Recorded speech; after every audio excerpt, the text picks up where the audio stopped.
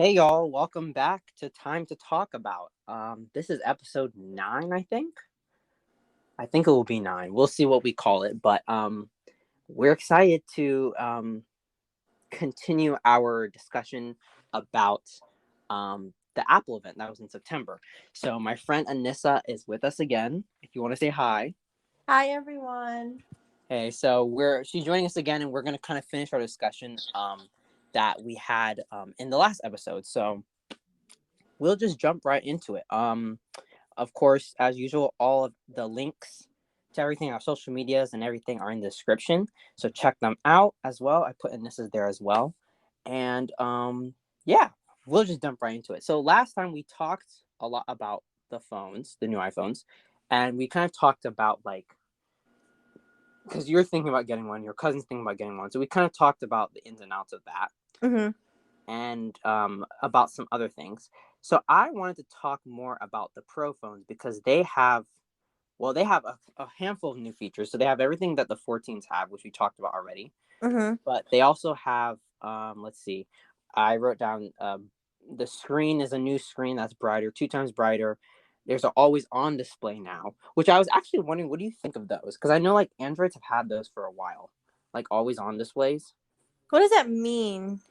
So it's like usually it's like the display, like when you're not using it, the display like dims and it just shows like a little bit of information, like the time. So the background will be like black maybe because all those pixels are technically off, and it'll just show certain information, maybe like time, the date, sometimes some notifications. So it's kind of like when you just pull out your phone, you can have a quick glance of things without having to actually wake up the screen.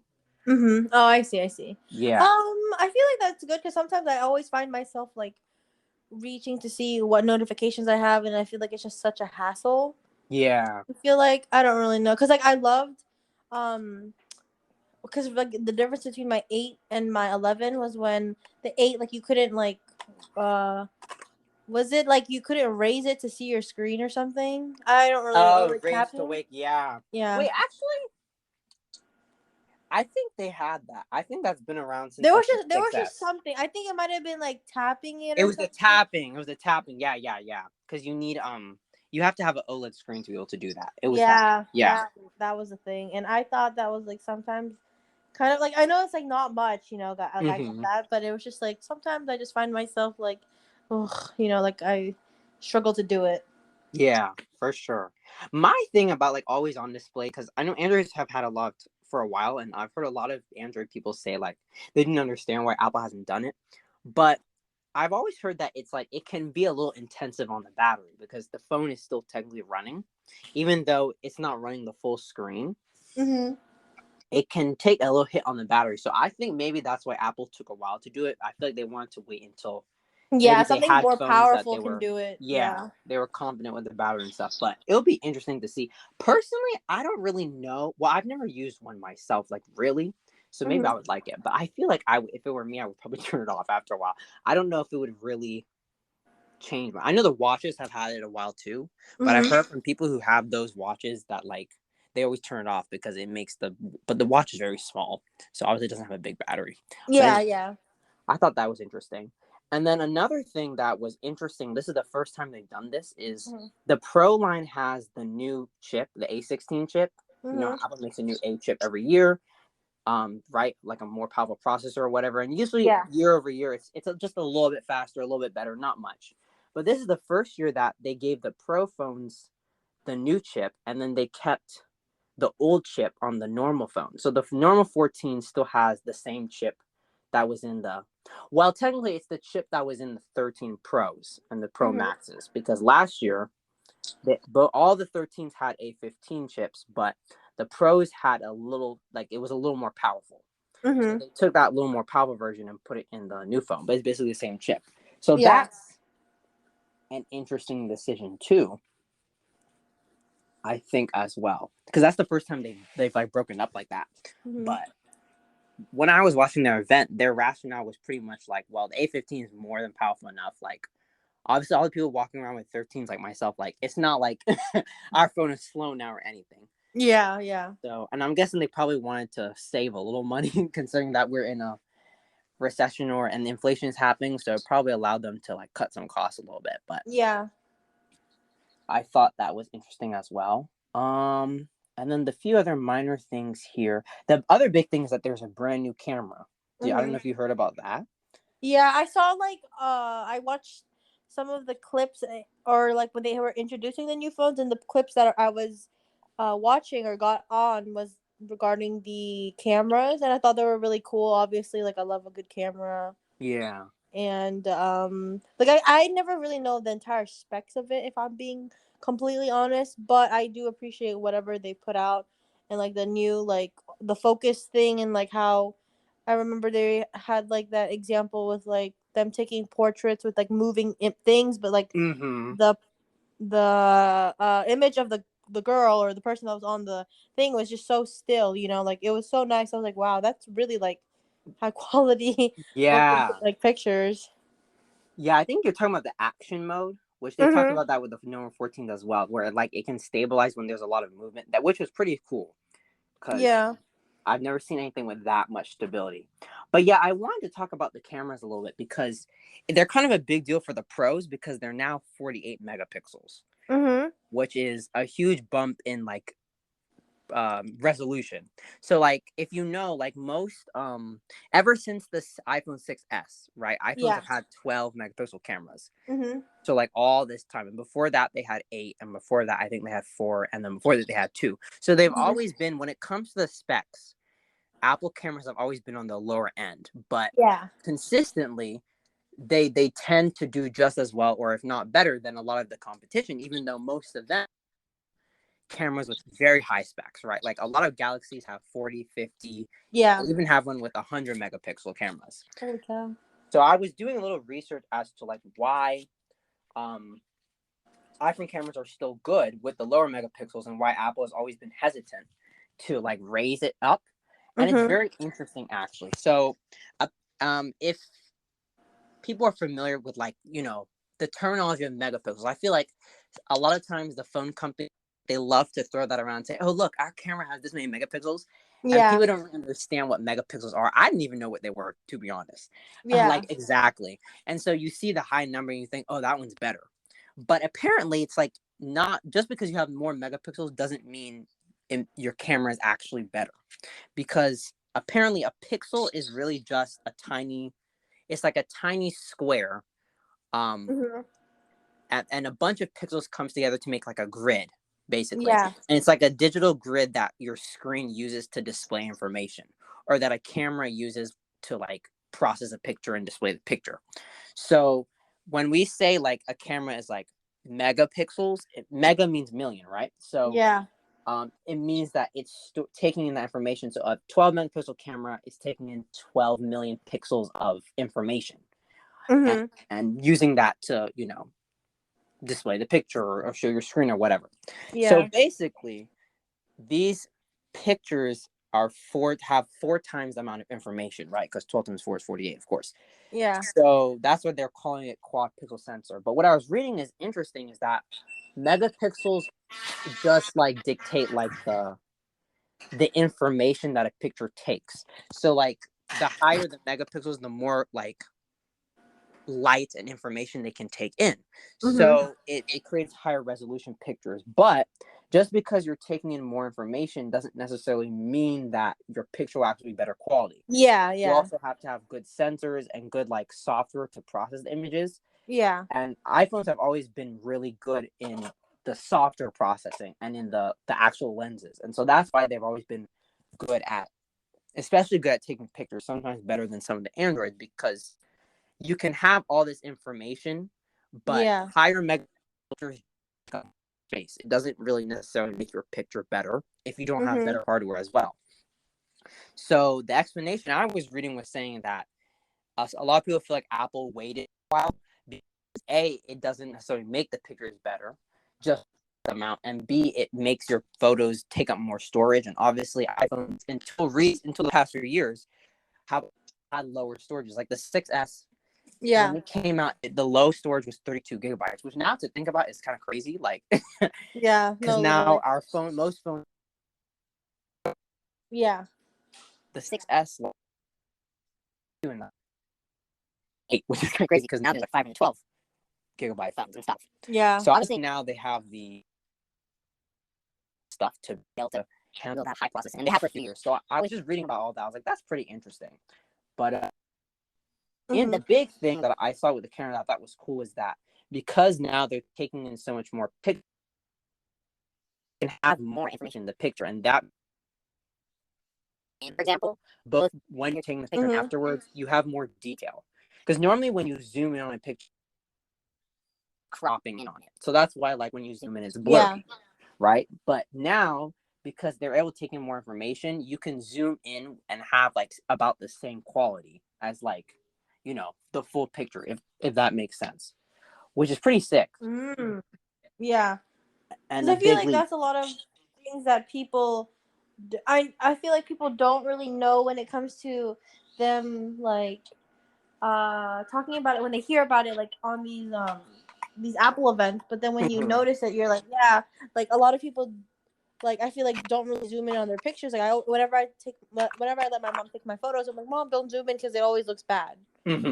Like, so that's a good upgrade, because I feel like a lot of people, like, you know, do zoom in, or like it's just like more powerful, you know. And I think that's something that will translate to it looking a lot better and having more like functionality, whether it be zooming in or zoomed out or whatnot. Yeah, so it's kind of a really exciting update. Like, I'm very excited to see how, like, people will use that capability. I mean, even my phone right now, like, I have a 13. It's pretty good. Like, when I zoom in, it's pretty good at, like, remaining sharp. Like, it doesn't get that blurry. It's already pretty high definition. So I think it's really cool to see how detailed they can get with such a better camera. But I thought that was pretty cool too. Yeah. And then of course there's the SOS thing, which we mentioned briefly, but we didn't talk about that. How you can now use satellite technology if you're in an area that doesn't have Wi-Fi or data, you know, like you don't have service. Yeah. You can use satellite technology to contact 911 services. Did you hear about that? Yeah, I did. I did see that portion on the Apple event too. I was just wondering, like, I think that's an amazing, like, idea to have, and it's like very useful. But like, what about in cases of, like, I know, like, these are like very like more severe cases of this happening, but like, what if it's just like you don't have service but you want to contact family? Is there still a way, or is it only just emergency services? That's a good question. I think the feature that they're talking about is just for emergency services. Yeah, but because that's still better than nothing in the end. Yeah, but technically, there's companies already that provide satellite-based mobile service. There's one called Starlink that I think Elon Musk started, if I'm correct. And you don't need a new phone to do that. Like, I think most phones that have 5G can use with it. Like, it's not really like a hardware thing that you need. It's just like a matter of subscribing to a service like that. And I think there's more companies out there starting to do that, which is really good because satellites can reach areas that are hard to reach, even especially those like rural areas in, like, you know, the Midwest and stuff that don't have as good satellite or, you know, cellular service. They can get better service with those type of companies. So I think that, like, is coming, and I think we'll see it get more popular maybe as time goes on, because that would be really great.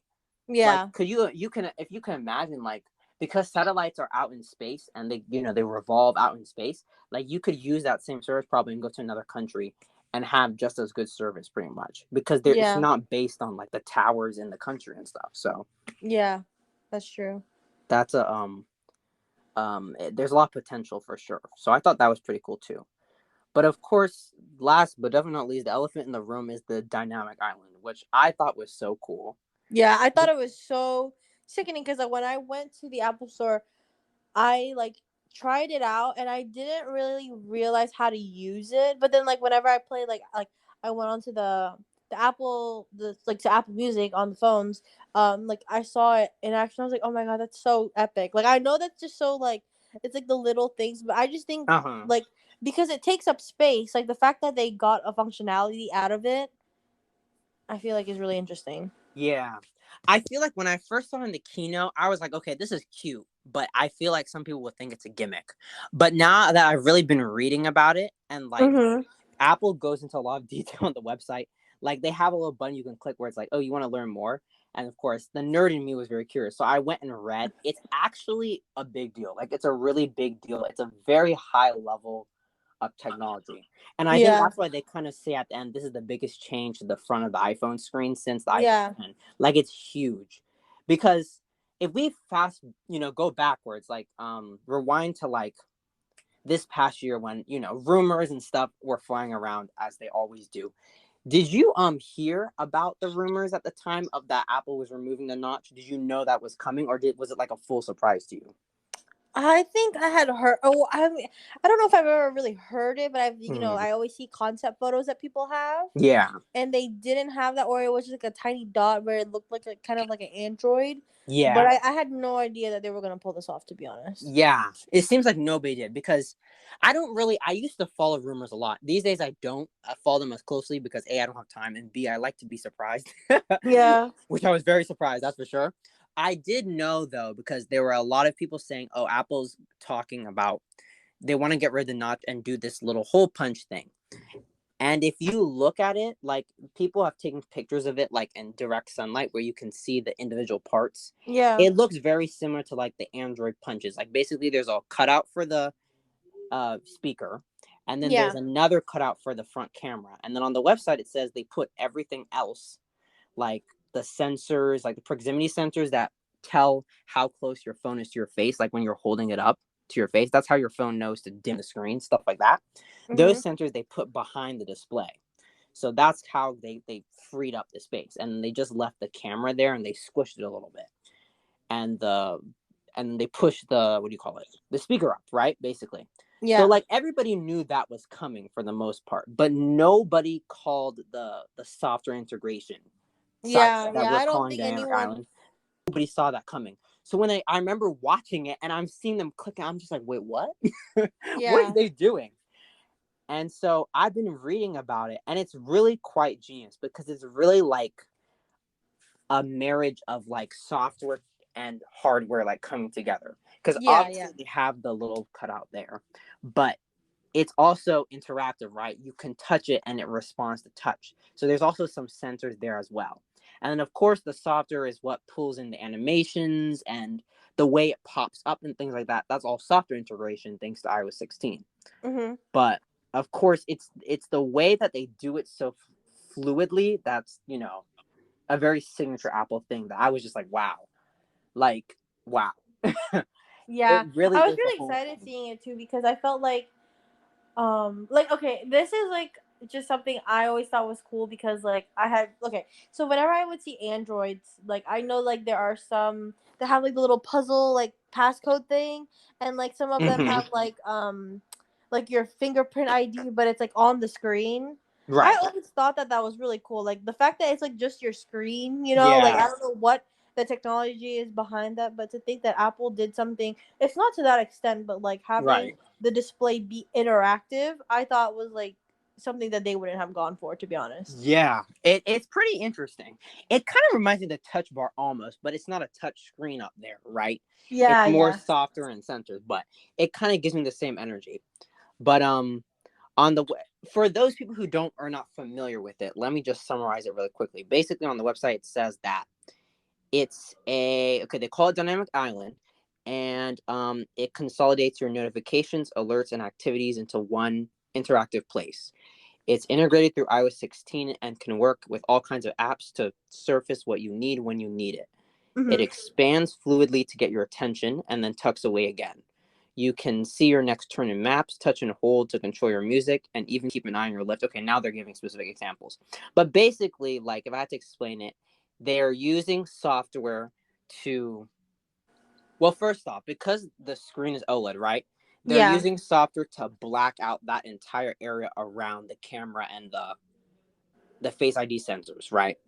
So that's why that whole area is like black, and it's very hard to see like where the actual cutouts are, which I think is very genius. It's Yeah. just like they melted it all together, and then that area expands and contracts when you have notifications and things coming in. So, like, if you haven't seen it before, if you're playing music, it will shrink there, like the player and the album art will shrink there, and then you can tap back at the top to like expand it and control it without having to go into the app. And it does the same for the phone or any other app that like you would maybe run in the background and do things. And also with certain apps and notifications, they will pop up from there and show you the information you need, and then sort of go back to the background, and then you can just quickly tap to get back to it. So it's genius because like you don't have to necessarily physically go into the app, to do what you may need to do. And it kind of goes and comes when you need it, so it stays out of your way. It's really brilliant. But it's kind of hard to explain. I feel like it's like when like the whole like the pulling down display thing, whenever you want to like change your music or whatever, I feel like it just makes it more convenient. When you slide down like at the top right. Yeah. Like that. I think it's like really cool that they made it like I don't know. I feel like efficiency is just their number one thing. And like just making things like also work really fluid and like make everything go faster, but also like, it's like working it's and helpful. Really cool. And then let's see, on the website it says that it's a combination of a smaller camera system, a new proximity sensor, which is what senses the light and distance on the screen, and then algorithms in the software that allow it to respond when you tap, swipe, when you do things. And then of course the animations that obviously is in the software. So that is like the big new feature that everybody's talking about. Yeah. And I think I'm excited to see how like people are going to respond to it, because it seems like everybody thinks it's cool, but like when people actually start using the phone, which I guess some people have now, I'm very curious to see like, is it really going to be a hit, or will it be more like 3D touch, or the touch bar where people are like, oh, it's cool, and then like, it doesn't really take off. People are like, oh, it's nice, but it's just a little thing. You know what I mean? Like, it'll be interesting to see how over the years how people respond to it, and if Apple decides to keep it around or not. But I have a feeling it's going to stick around. But yeah, I feel like it is something that might take some getting used to, because you know how everyone was like, oh my gosh, they took out like the aux and whatnot. Yeah. I think it might be something like that. I just feel like if you're a person who always listens to music or is always listening to something, it's useful. I think it's like a nice display that shows something like, it's kind of like how I feel what it is towards the whole lock screen thing, where you can have widgets and like have like little things, like just like making everything like easier and just like more accessible. Yeah. I know for me, like, I would love it, like, because I listen to music a lot. It's even while I'm doing other things on my phone. Like, it's nice to just be able to tap rather than having to scroll and find Spotify and open Spotify physically, right? Like, that little thing is handy. And I think for most people, everyday people, they'll be able to use it because it seems like it integrates with a lot of apps that we all use. Like, they were talking about Maps, they were talking about Uber or Lyft. Like, it seems like app designers are building into it as well. So it'd be interesting to see how it goes. But I think that's pretty much everything for the iPhone. I don't know if we want to talk about iOS 16 or not. Is there anything? How have you been liking it so far? Is there anything that stuck out to you, or anything you don't like? I think I love the whole lock screen thing. I think it's great because sometimes like I want to see like I know it's like just like little things and some people really wouldn't care for it. Yeah. I can't really like. I think it just looks nicer. Yeah. I don't really know if there was anything that changed major, like with It's messaging. just the lock screen, I think. Yeah. Is the major change, which I'm loving too. I'm just really excited to look forward to the MacBook one, because you know how like you could do stacking with your like. Yes. That's what I'm looking forward to. Ventura, I think is what they're calling it. Mm-hmm. And I forget what they call the feature, but when they announced that over the summer, I was screaming because I've been wanting something like that for so long. When like I do this a lot because I'm a computer science student and I'm always doing a lot of homework. You know how when you're doing like sometimes you're like you start one assignment and then you open something else and then you go to class and maybe you have to open something else and then you want to go back, and then all of a sudden you have all these windows. And there've been so many times that I wish that like I could just like put the windows I'm using for my comp sci class here, put the windows I'm using for physics here, for my English class, have them here, and just have them like stick together so that I'm not constantly like, swiping on the trackpad to try and get back to the one. I've wanted something like that for so long. Yeah, and so when they announced that, I was like, we see each other. Apple and I, we know. So I'm really excited to see that. Actually, they said they were bringing it to the iPad too. Have you used it on the iPad?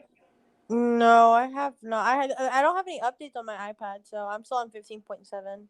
Oh, you're not on iOS 6 on the iPad 16. It's not. Yeah, it doesn't. I don't have any updates for it. Oh, really? Maybe So they delayed it because I know the iPad OS they treat it separate now. yeah. So maybe they delayed it. But yeah, they're bringing it there too. But people were saying on the iPad it's not as useful because the iPad it obviously is a little bit limited compared to a computer. But I'm really excited to see how it's going to work because I feel like it's a good idea. Mhm. But I think the Mac software will come next month. I believe they usually do in October. Yeah. But alrighty, so that's iOS 16. I'm trying to think if there's anything else. We do have the ability to unsend messages now and delete and unsend and edit, Oh which yeah. was a welcome addition. I don't know why they didn't do that earlier, honestly. Yeah. So that would be cool. I haven't used it yet, but that was a welcome addition as well. But I think those are pretty much the big things, and everything else is just minor tweaks. Yeah. I don't know about you if your battery life has been okay since upgrading, because I know mine has gotten a little worse. Not too much, but I'm sure they'll fix it as time goes. I think mine is fine. Then again, I can never tell because my phone is so like old and like I already know that Yeah. my literally my it's like degraded to like 85. So Right. like I can never really tell, but it hasn't like died any faster. If anything, like I sometimes will get it down to like 10, like 5%, and it's like lasted me the entire day. Yeah. And usually by the time they release the next update or something, they fix it. So Yeah. it should be good. But yeah, I guess that's all the phone stuff.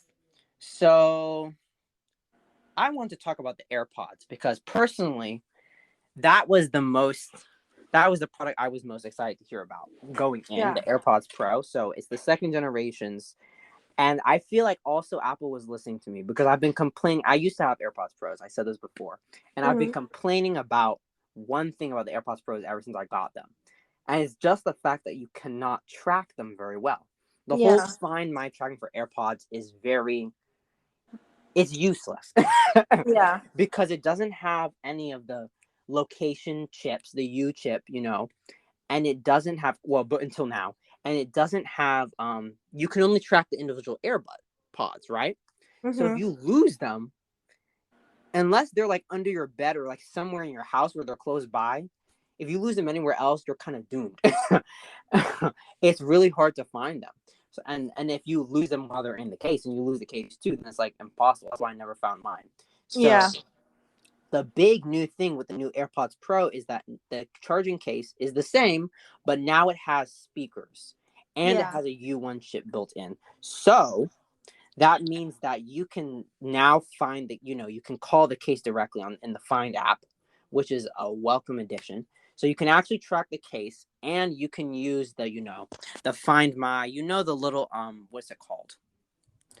Like the little thing when you go in Find My and you can like click the button and it will like point you to exactly where they are. I don't know what it's Yeah. called, but it Yeah. uses the U1 chip. Now that the AirPods have that, you can use that too, which is going to be a big help, and I think people will like that a lot. So I'm really excited Mhm. about that personally. But Yeah. Same. I think it's like it just makes sense.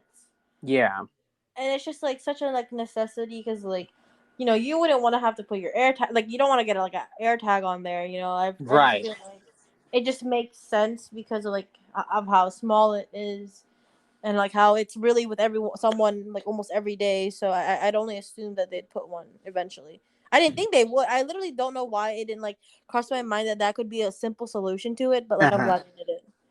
Yeah, I really am for sure. So, I don't know if you heard anything else about the AirPods, but I know that they apparently they give like there's like another tip size, and it's like the extra small yes, ones. And my cousin was like, "I'm definitely gonna get those because they have the smaller ones." yes. So Are her ears she was happy small? about that. I don't really know because like when we set up my mom's AirPod Pros, the Hmm. first gen, she like did not like the medium, like the standard ones that they come Uh on. Like huh. they just like didn't feel right, so we moved one down and it was good. Yeah, everybody's different. So I know when I had mine, right, when you take them Mhm. out the box, they have the mediums on. Yeah. And at first, I was trying to stick with the medium, but my ears at first were having trouble adjusting. So I went back to the small for a while, and I really Mhm. like the small. Like they fit decently, but the problem that I had with the small is I think it was too small for my ears. Like my ears had space between like the actual AirPod and my ear. And so what would happen is that they would fall out more. And when I would turn on like they didn't sound as good because there was air passing between. Does that make sense? Like between the AirPod. So especially when I turn on like the noise cancellation or the transparency mode, it wasn't as powerful. So eventually I went back to the medium ones, and after a while my ears got used to it.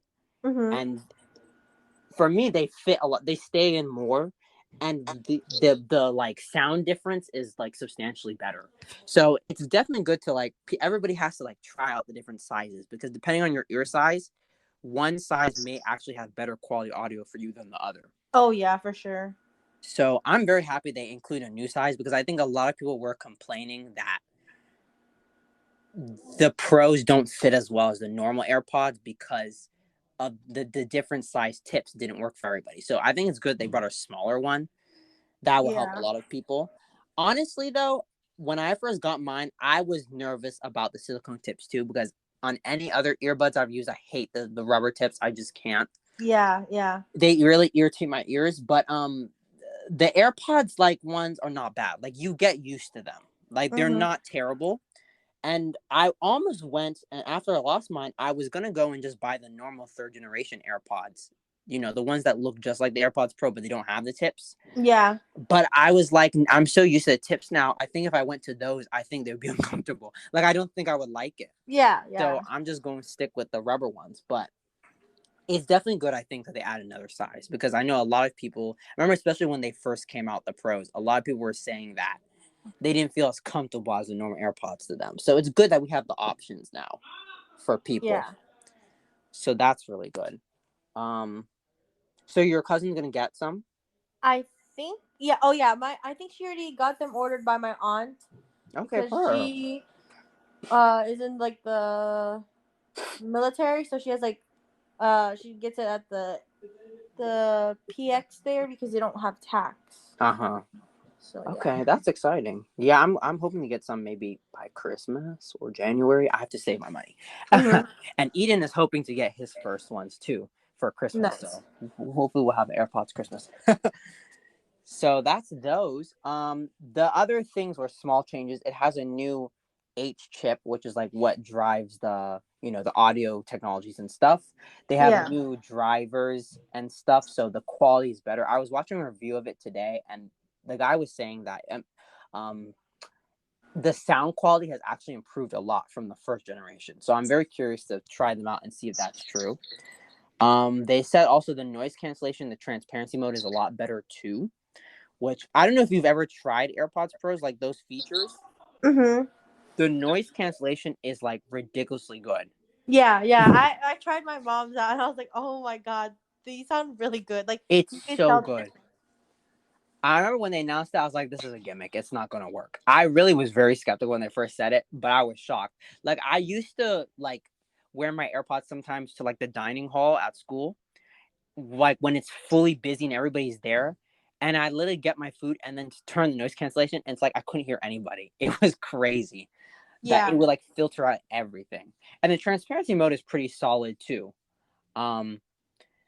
As well, and they've added a new feature to transparency mode now, where it can if there's a really loud noise around you when you're in transparency mode, it can bring the noise down.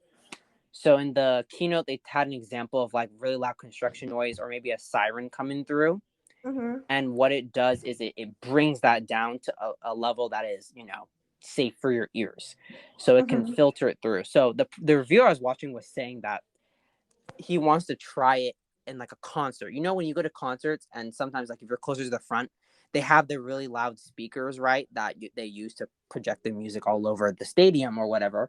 And if you're right by them, it's really loud. So he was saying he would like to try them there so that it would filter through the music and bring it down a little bit. So you could still hear everybody singing. Yeah. But the music cool. wouldn't be. I was like, that's an interesting concept. Because I feel like sometimes like you they just like really like people listen to music loud, so they don't get to really hear their surroundings. So I think that's a really cool idea, or like good for them to bring. Yeah. And then the last things were they've updated the touch controls a little bit, so now you can adjust the volume on there by sliding up and down, which is nice because before you had to ask Siri or you had to reach your hand and do it yourself.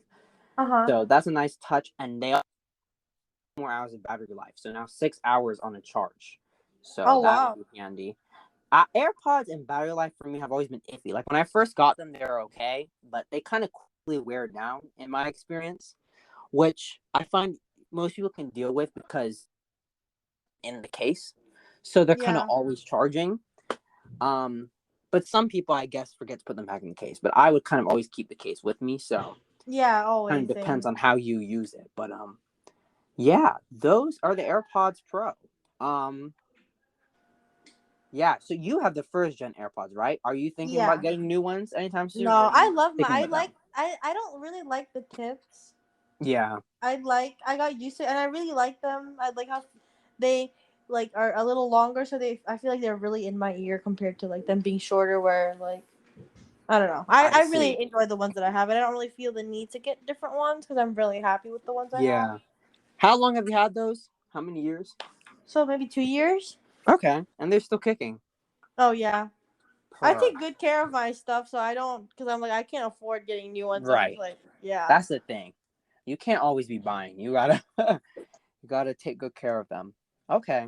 So those are the AirPods, and then the last thing they talked about was the watch line. And this was Mhm. really interesting too, because I had heard whispers about what they were going to do with the watch line, but I didn't really believe the whispers.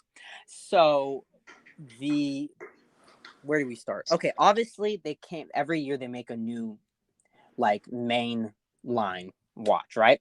The Yeah. Series 8 is the new one. The Series 8 is not that different from the last one because the Yeah. watches are kind of like the phones where they kind of have done everything. So just cute little things. The things I highlighted that I thought was cool was obviously there's a new chip every year. That's standard. New S8 chip. One thing they talked a lot about, which I don't know if you heard about this, is that there's a temperature sensor now. And this temperature sensor allows them to be able to improve period tracking. So if you know, a few years ago they introduced like cycle tracking on the app, so women could basically track when you're having a period, right? And now this temperature sensing apparently allows them to be able, the watch can now predict when you are going to ovulate. And like it can also predict, or I guess like retrospectively guess when you last ovulated. So it can like build and understand like your period cycles. Now, Mhm. I'm not a woman, obviously. So I don't fully understand the ins and outs of it. But I don't know if you heard about that. And No, if so, what I you had thought I about had that. no idea. But I think that's cool because like I wouldn't want to use like a third party like app to use it because like I don't know if you heard about the controversy when like the whole thing with like the abortion stuff was going on Yeah. that one of the big apps that has like that's a period tracker Flow. I used it and they were like, oh, they're selling like information to tell people like who has periods and whatnot so like they can like give it to abortion clinic or like whatever. I was just like really scared and I was like, I'm not gonna work with that because that's Really? terrifying. Yeah, I don't know if that was true, but because then I had deactivated my account and they sent like an email saying like we apologize like we feel so like we're really bad like we feel really bad that we have to let you go and stuff like that but like you're and then like later on they had sent like a whole thing to everyone saying like that our privacy is our like our information is to ourselves and that they would never do that considering it's it's a period tracking app but I think it's good if Apple had its own because I would use it if I could use whatever Apple has that's an app or whatever, I would use it because well, except for like Apple Music, but like Yeah. otherwise, I We don't talk about Apple Music. I would like use I would use it. It's just like it just like is something that's in it and sort of like basic and like I think having a period tracker is great because sometimes you don't want to know like as a girl it's like you don't want it to be random like you want to know when it's coming up and stuff like that so you can prepare and whatnot. So I think that's great that they're doing that. Yeah, I'm very interested to see how people will react to it and if it will actually work. I know Apple was talking a lot in the keynote. It will be very useful for people who are trying to get pregnant because apparently tracking ovulation is really important for that. Yeah, And it is. so people who so I hope that will be helpful. That's only on the Series 8 and on the new Ultra watch, which we're getting to.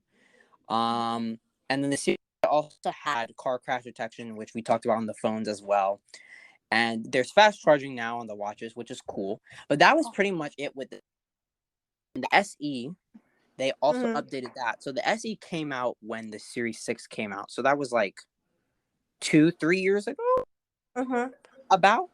And it came out as like a updated version of like, or a cheaper version of the Series 6. Yeah. And just updated again. And I was lucky enough to be able to get one finally, because I've been wanting a watch for a while. So I actually sold my iPad to fund the purchase for that. It has the car crash detection and it has the same chip as the Series 8. That's pretty much all. Everything else they reserve for the more expensive ones. But it is $30 less now, which I was shocked when they announced it, and they announced the price and it's $30 cheaper than the last one. I was like, not Apple reducing prices when we were going through inflation. Like, what's going on? Yeah. But I'm loving it personally. I got a black one. I think they call it Midnight now, just like the phones. And it comes with like they call it a midnight sport band, but it's like between blue and black. It's like not exactly blue, but it's not exactly black. It's really pretty. I don't actually know if I've shown it to you, Annissa, so I'll have to show it to you sometime. But I just got the base model of that one.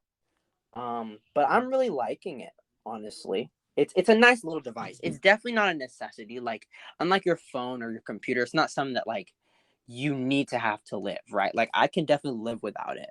And that's what I realized. Like, if I wake up in the morning and I'm running out the door and I forget to put it on, I'm not bothered. Like, I just live my life. But like, if you forgot your phone or your computer, that would be rough, right? That would be a hard day. Yeah. So there is that, but I've been really enjoying it, and I've been trying to stay active. As a college student, it's really hard to stay active, but I've really been trying to exercise and stuff. And I found that it's really a great device for that. It really motivates you to stay active, with the whole activity rings thing, telling you what, to stand and make sure to burn calories and blah, blah, blah. And also the workout tracking is really, really good. So like, there's so many different types of activities you can do, whether it's swimming, canoeing, playing a sport, running, all kinds of stuff. You can go in there and say, hey, I'm doing this workout, and it will track your heart rate, the calories you're burning, how long you do it. And it's pretty accurate too. I like to I usually just run in the treadmill at my gym at school. Yeah, that's good. That's exercise is exercise. That's all I can do. So I always try to run for 15 minutes nonstop, and it's about 1.5 miles. So I always compare it to like, the screen on the treadmill to see if it gets the timing and the distance accurate, and it's almost always matched. Like, it's actually very accurate. And also, we have a little gym here at my apartment, and the treadmills at our apartment gym have the gym kit enabled, like the gym kit sensors. So those are the ones where, like, I don't know if you've heard of those, but like you can connect your watch to it. So basically, like when you get on the treadmill, you hold your watch up to it, and it will like sync the data with your watch. So I've been using that too, and it's very nice. It's very handy because you literally just stand there, hold your watch to it, and then hit go, and it's just like, recording everything for you.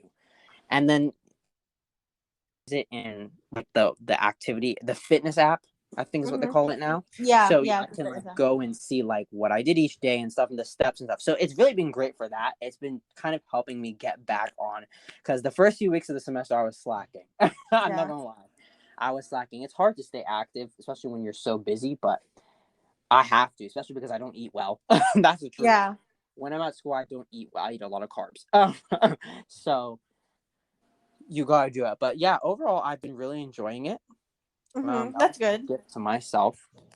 So I very much recommend the Apple Watch SE. It's a great first watch. It's a great entry-level watch. And I know, like, the last generation, after like a year or so, there were a lot of places that were discounting it. So like, if you want one, you guys, if you are in the market for one, you should definitely like keep it on Amazon and Best Buy and places like that, because they will go on sale all the time. Yeah. I know before this new one came out, they were selling the old one for like $200. I almost got it, but I was like, let me hold on a minute. Let me control myself, because I knew when might come, and I was right. But so definitely, like, it's a great watch to get, discounted and stuff too. You can get a reasonable rate and, improve your life. That's good. Yeah. And then of course the big news was the Apple Watch Ultra, which is brand new. Did you hear about this? No, I didn't. I don't really pay attention to Apple Watches. And that's fair. And that's fair. Yes, but this is pretty cool. I think for most people, they will have no use for it. It's very much targeted for active people, people who are adventurous, people who are climbing mountains, swimming, athletes. It's targeted towards those people. So, let me send you so you can see it on the website. But they basically redesigned the watch to make it more rugged and durable for people who are, super active. It has a bigger screen. So you know how most watches are like 41 millimeters to 45? This one is 49 millimeters. Oh, whoa. Yeah, it's huge. In the videos, it's huge. That's the only size it comes in, but it's giant. And Apple said that, they always say this, but they claim adventurous people, like they worked with mountain climbers and scuba divers to design it. So they kind of listened to what feedback they had about, here I'm texting it to you, about the original Apple Watch and kind of use that to design it. So they made a bigger screen. It one color, which is this weird like silver gold. It looks okay, but it's choice, but it's titanium. So the other watches more stainless steel, but this is made out of titanium because it's more durable. And it's really chunk. If you look at it, I don't know if you see the picture. Yeah, it looks really. I think it looks cool. Like it looks like it could be fashionable. Do you know what I mean? Like it can, the other watches, I like them, but the outlining, I don't know how the other ones look like now. But this looks really cute. The only thing I don't like is that the band is orange, like the band around the digital crown. I hate that. Why is it orange? Oh, I see. I don't like that at all. I feel like it should be red, like the normal one, or just the same color as the thing. But other than that, I think it's pretty cool because it's kind of like the Pro phones, right? It looks industrious. It looks, premium, It looks like this is a tool, Yeah. But so, and then they also gave it its own loops, like its own watch bands that are like completely redesigned. I think they kind of look a little weird too, but they kind of have special hooks and things. Like I understand what they were trying to do with it. And obviously you can use any watch band with it because all watches are compatible with each other. But I think it's pretty cool. Yeah, I think that's really interesting because a lot of people, like they won't always like want to fish out their phone from their backpack, and I see sometimes I feel like there's just two types of people, but like I see people who are always using their watch, because they don't want to get their phone out or whatever. So I think this is a really great like higher end, like especially for people who like do like the climbings and stuff or are just really active. I think that's really cool. And they added, of course, more sensors and stuff so that it's more accurate for people who are like climbing or if you're diving. It's completely like water swim proof, I think is what they're calling it. Which the Series 8 is as well, and I think the SE is as well. But the Ultra is like especially designed for divers. So you can take it and like dive. And they even talked about how they worked with this company that is they make diving technology. They're one of the big companies for that. I don't know much about it, but basically they're saying they worked with them to create an app for the watch that when you jump in the water, it'll automatically start working, and it's basically like a dive computer. A lot of really interesting work they put into it. But it has super bright display, that one size of 49 millimeters. It's also, all of them are cellular version. There's no wireless one, which I think makes sense considering that it's for adventurers who are going to be in the middle of nowhere, that they're not going to have Wi-Fi. So it's cellular. It has a 36-hour battery, which is insane. The normal watches are 18 hours. So that's twice as much, right? Yeah. And they now have low power mode. They're bringing low power mode to all the watches now. Oh, that's cool. But the ultra low power mode can give you 60 hours of battery life, which is insane. Wow. And then I said the diving app, and they also have more microphones and speakers, obviously, to just improve the experience. And then they also added another button, which I thought was interesting, called the action button. So it's this huge, where is it? I don't see it in the picture, but it's like this huge, like orange button they added on the side that is customizable. You can set it to open anything you want. I don't know if you see it in the picture. It's by the speaker. This is for the SE? No, this is for the Ultra. Oh, the Ultra. Okay, hold on. Um. I think it's pretty handy too. I would like that Oh, more I than see. I one. see. So Wow. you can click it and it will go to whatever you set it to go to. So they added that as just like a convenience thing, I guess, for the adventurous people. But that's Mhm. pretty much it. I thought it was pretty cool. The only thing is it's very expensive. Have you seen how much it costs? Yeah, almost 800 or like 800 is 800. crazy. Now Yeah. there's only one configuration. So the good thing is it's probably not gonna go that much higher than that unless you add the stupid Hermes bands or Hermes, what are they called? Those fancy bands. Yeah. If you don't add those, it's probably not gonna go much higher. But I know people were predicting that it was gonna be like 1K. And I would not have been surprised if they had made it 1K. I would have been like, okay. Like this is expected. But Mhm. it was pretty interesting. It kind of came out of nowhere. Although people were rumoring it, like I heard people saying Apple's making a rugged watch, but I didn't believe it. Nobody believed them. They were like, that's weird. What is that? Mhm. But yeah, that is the Ultra. I don't know. I would never get one, most Yeah, likely. same. I don't have any use for that. But it's kind of cool that something like that is out there, I think. I'm sure there's like Android watches that are similar, so it's kind of cool that Apple has their own version of whatever you would call that. I guess a super rugged watch. Mhm.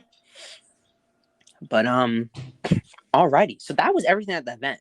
All in all, I enjoyed the event. I thought it was a very exciting Yeah, I one. thought it was like so it was really interesting and very like captivating to watch. Yeah. Because I know the past few years, especially being COVID, we've had a lot of boring events. Ones that Yeah. was kind of like there's not much going on. So this was a nice one. Mhm. Um, but yeah, I think we all know what we're buying, right? We talked about it. I got the watch. I'm getting the Yeah. AirPods. You're getting the phone. Mhm. So that's exciting. Another year of products. So, and I'm guessing next month we'll probably get new iPads and Macs because usually October is iPad and Mac month. So we're Yeah, yeah. probably gonna get at least one new iPad, I would think, maybe a Pro, Mhm. and I'm sure at least they'll probably give another Mac the M chips because, as we know, they're in the process right now, right, of transitioning all the Macs over. Yeah. I think there's a few Macs still left that they need to give the M chips, but that will be exciting too because the M chips are really cool. Like the amount of power that they have, it's like Mhm. so much more than the original Intel ones. It's kind of crazy, honestly. So that whole Mhm. silicone movement is a really exciting one, I think. Yeah. But okay, that brings us to the end of the event. Let's see. Oh, and we're coming up on the hour, so that timed well. The last question is, what is? Do you have a favorite Apple product? And you can pick one or maybe two. We can have honorable mention. Like, what's your favorite and what's your least favorite? If you had to pick one, like a line, or it can be My software too, if you would like to do an app or something. my favorite that just has the biggest place in my heart, I would say, is the iPhone 8 Plus. Per. I something about that phone was just so because it had like I don't know if it was, but like from the 7 to 8, like the 7 still had like the titanium looking thing, and like the 8 was like glass. Yeah, which And is I was sick. like, that is so beautiful. And I loved my phone so much. And I remember like with the 8, there was like the matte black, the jet black, and all those, and people going crazy over those. And I love that phone. And I also really love I mean, like I feel like AirPods are a given, but I really love my iPad. Like I Ah. find myself going to it a lot. Not even Mm-hmm. really for like watching shows. For some reason, I like using my MacBook, but like actually, no, hold on. Let me not say my iPad.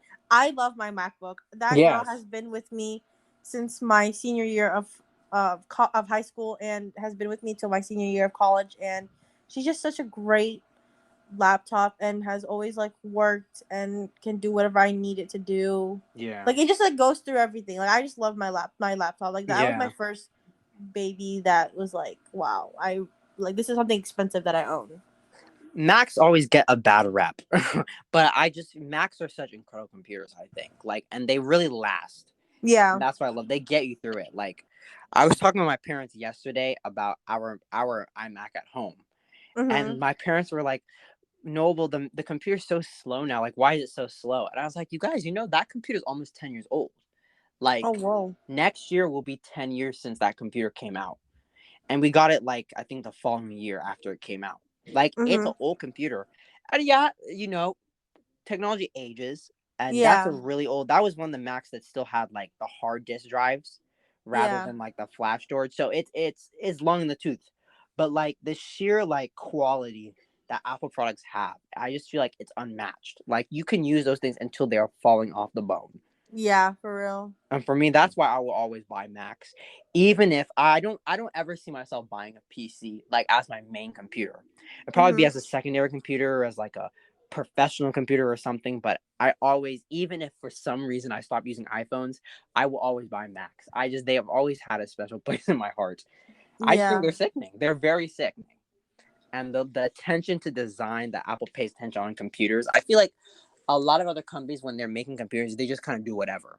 Mhm. Smartphones, that everybody tends to take a lot of care, because smartphones are, everything revolves around the smartphones. I feel like most smartphones are very well designed, but computers sometimes just, oh, let's throw plastic together, and call it a Mhm. computer. But Macs are, they're special devices for sure. Absolutely. Yeah, I think my favorites are the same as yours. Honestly, it's my iPhone and my Mac. Like, those are two ones. I've used Macs since I was a kid, so like that's what I Mhm. know. And iPhones are really special. Like iPhones, I know everybody says it, but smartphones in general, but especially iPhones, have really changed the way we interact and the way we work and live as society. Like it's a very powerful device when you really think about it socially, like the connotation that the smartphones have, right? And Yeah.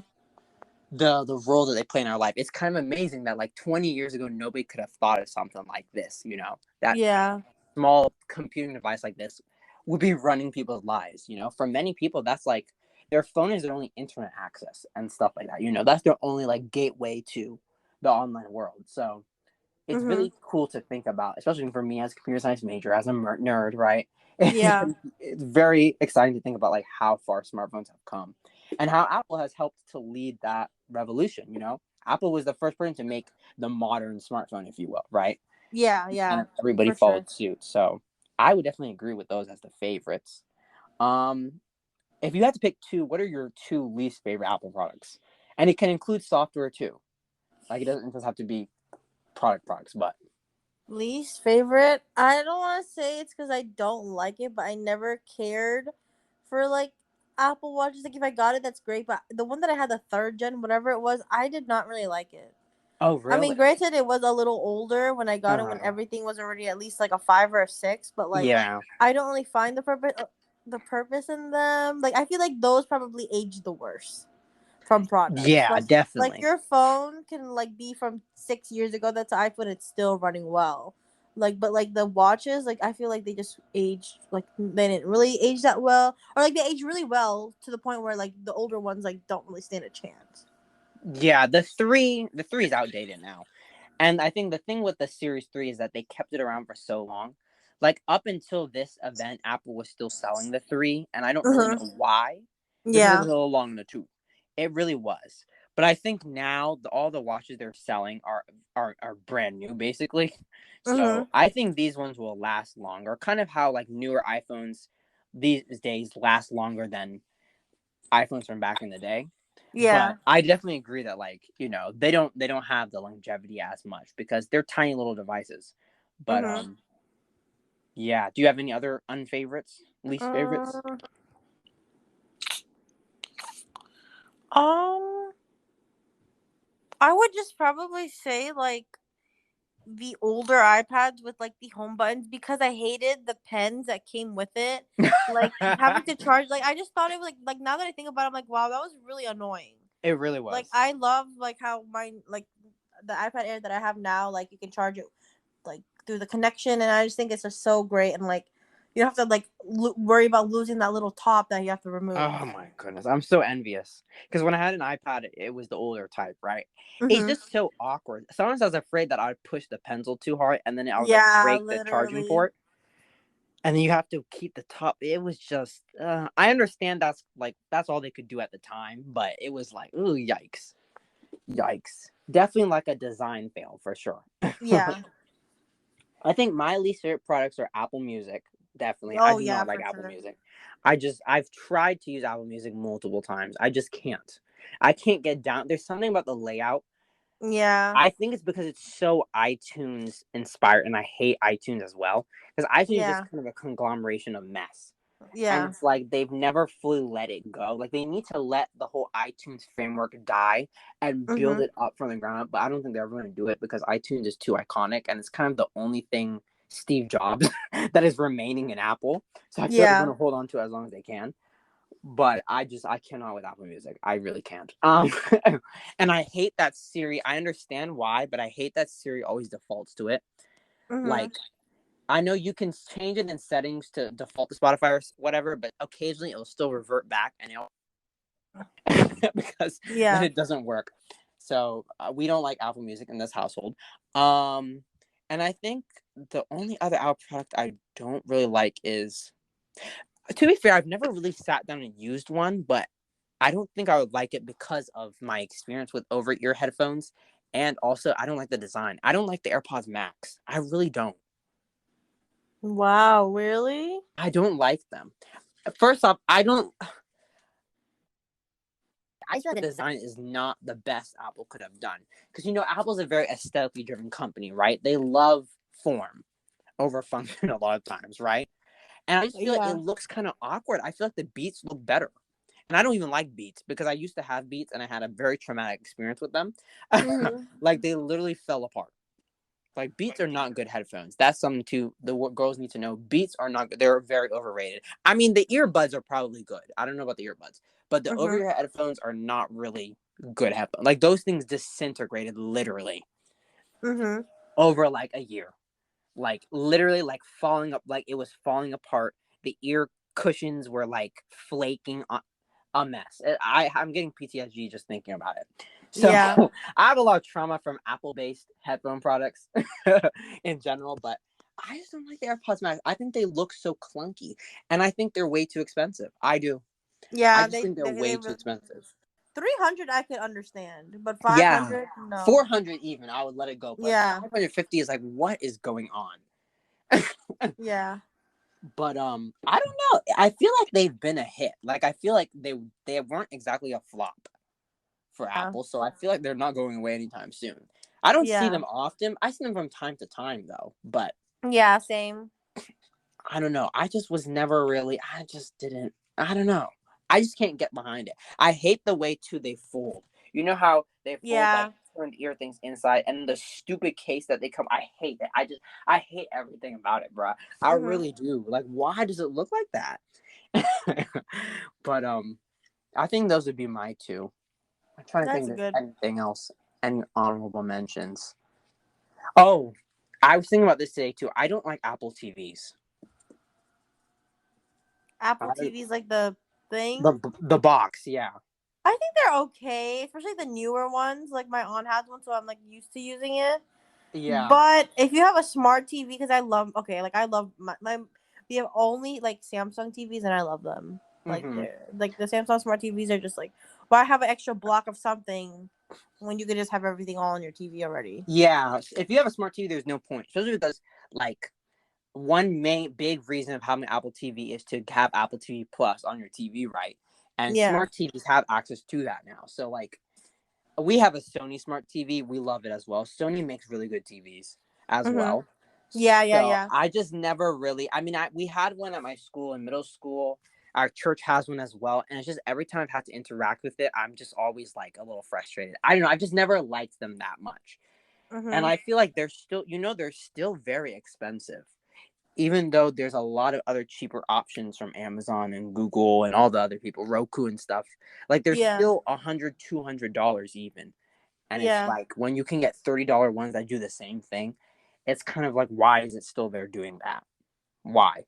Mhm. And they still sell a version of it that does not support 4K. It's like, come on, honey, we are in 2022, and Wow. you still selling it for over $100. Like, be for real right now. Mhm. But yeah, I just wanted to throw that in because we love Apple, but we are not above criticizing them because sometimes, Oh yeah. sometimes they mess up. Need to humble them sometimes. Yeah. But alrighty. I think that brings us to the end, right? We hit everything we're supposed to hit. Is there anything Yep. else you wanted to touch on? I think that's pretty much it. Like, I don't think I have anything else. Yeah. Thank you so much for joining again. Yeah, of really course. appreciate It's having always you just here. so fun to like talk about these things because these are Yeah. things we've talked about and they're just like really interesting and I like sharing my insight. Not that my opinion is really like important, but just like, maybe you can get something from what I said. Yeah, I appreciate it, and I hope everyone enjoys listening to. I think it's nice to have a different voice than Eden and I. We've done a lot, so I'm excited for people to hear this, and I'm really hoping you can come back sometime when Eden is here, so we can talk about something other than Oh Apple, yeah, maybe. of course. I would love to. And I definitely still want to talk about the iPad kids because there's a Yeah. lot there to Oh my god. If we had only recorded that other conversation we had, that would have been Uh-huh. enough. It's just insane. Yeah. Alrighty. Well, thank you everyone for listening. This brings us to the end of another episode of Time to Talk About. Thank you again to Annissa for joining us and being Of a guest course. host. And I want to encourage everyone again to please stay safe and stay healthy. We're still, in a pandemic sort of endemic response, and monkeypox and all these things are running around. So stay safe, stay healthy, and please be sure to check out the links in our description. You can follow Annissa, myself, and Eden on our social medias, as well as the Time to Talk About social media. And also be sure to check out the Anchor link down there. You listeners can leave a voice message that we can listen to, and we can even add to the podcast. So use that to say hey. But thank you everyone so much for listening, and we'll catch you in the next one. Bye. Bye guys.